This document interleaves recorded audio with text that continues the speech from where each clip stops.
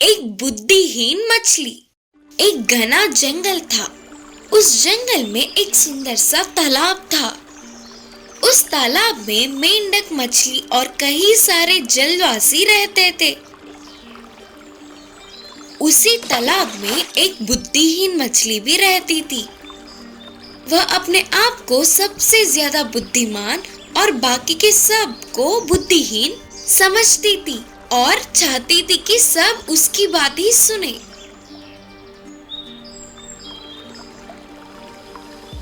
एक दिन एक मेंढक उस मछली के ओर से गुजर रहा था, तो मछली ने कहा, मेंढक मामू, इधर आओ ना, मुझे तुमसे बात करनी है।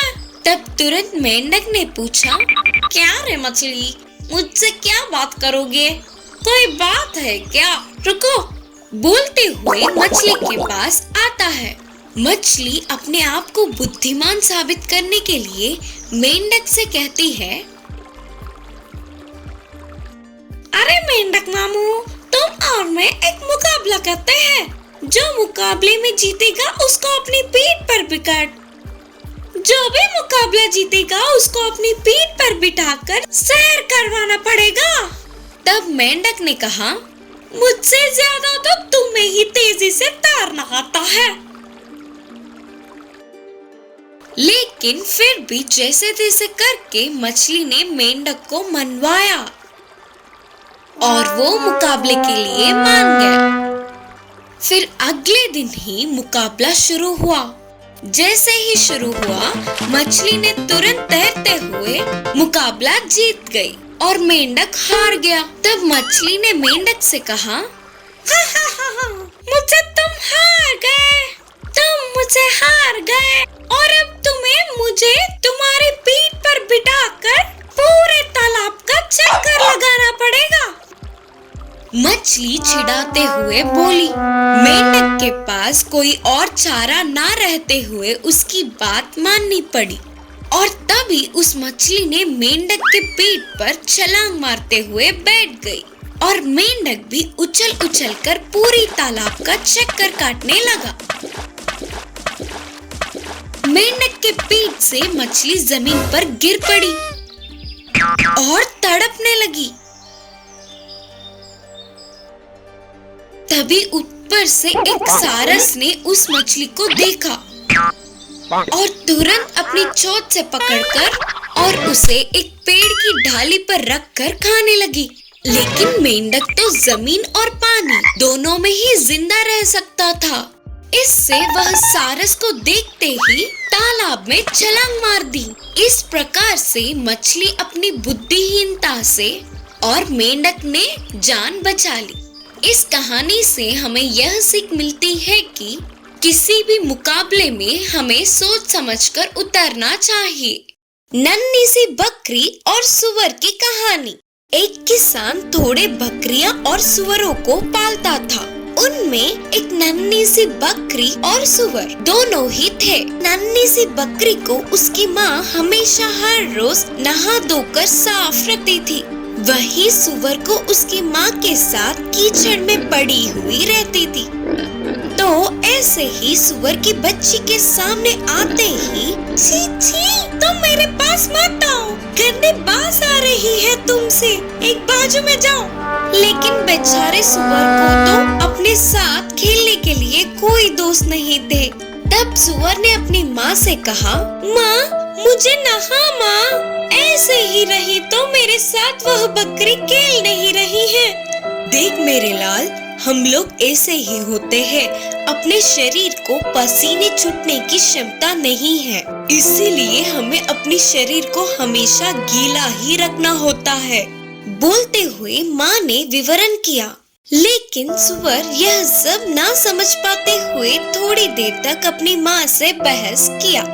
फिर भी माँ ने उसे बहुत समझाया। एक दिन सुअर की बच्ची एक तरफ और बकरी की बच्ची दूसरी तरफ। इतने में दूर पहाड़ों में रहने वाली एक लोमड़ी बकरी के बच्चे के बारे में जानकर उसे पकड़ने के लिए आई। बकरी की बच्ची अकेली होने पर उस लोमड़ी को अच्छा मौका मिला। ऐसे लोमड़ी को सुअर ने देखा। हे, भाग जाओ, लोमड़ी आ रही है बोलकर चिल्लाने के साथ ही बकरी के ऊपर कूदने वाली लोमड़ी के सामने आई। ऐसे बकरे के बच्ची को लगने वाले घाव सुअर को लग गए। इतने में सुअर के चीख सुनने वाले किसान भागते हुए वहाँ आया और लोमड़ी भाग गया और सुअर के घावों को दवा लगाकर किसान ने ठीक किया।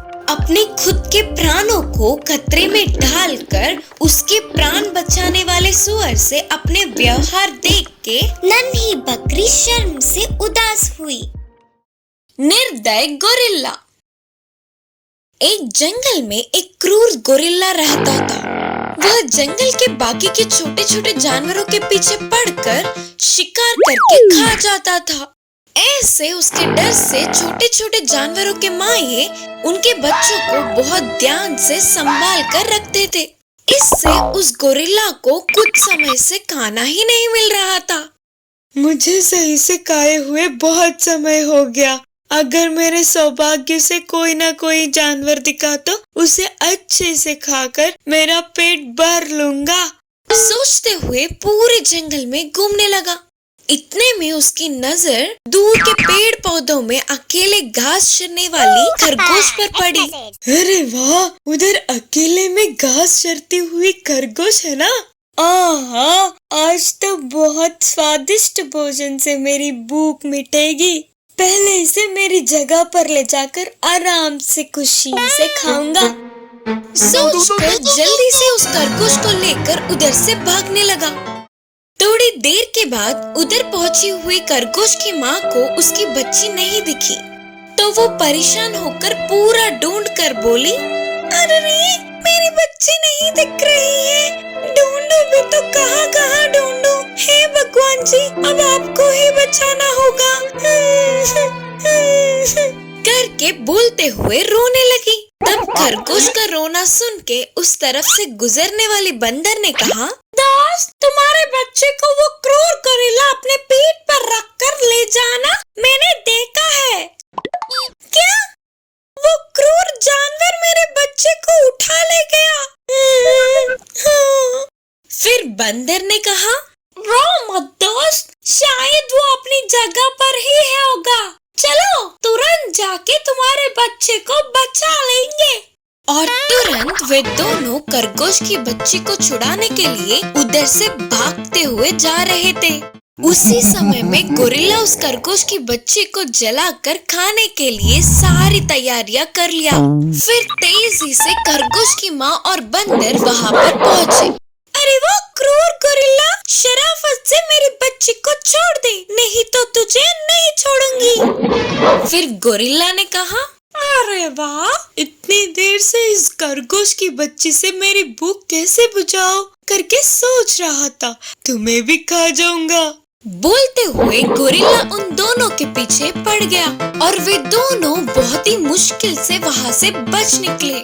खरगोश और बंदर को पता चल गया था कि गोरिल्ला से लड़ना उनकी बस की बात नहीं है, इसीलिए उन्होंने जंगल के उनके दोस्त हिरन, गधा, हाथी और थोड़े जानवरों को इकट्ठा करके महाराज शेर के पास ले गए।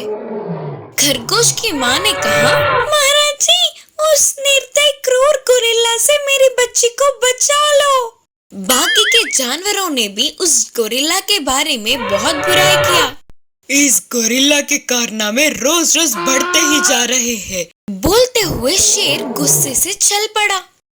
ठीक तभी खरगोश के बच्चे को जलाने के लिए गोरिल्ला ने आग जलाया। तेजी से आने वाला शेर एकदम से कूदकर खरगोश की बच्ची को छुड़वा के उसकी माँ के पास छोड़ा। आखिर में सही सलामत अपनी बच्ची को देख माँ खरगोश बहुत खुश हुई।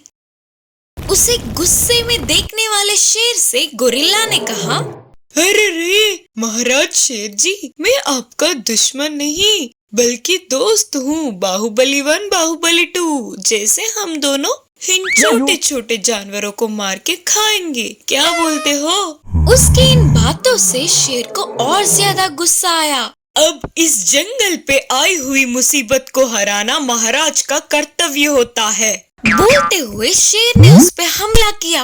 ऐसे शेर के मार को बर्दाश्त न कर पाते हुए गोरिल्ला जंगल से भाग गया। इस प्रकार उस निर्दयी क्रूर गोरिल्ला से जंगल का पीछा छूटा और सारे जानवर बहुत खुश हुए।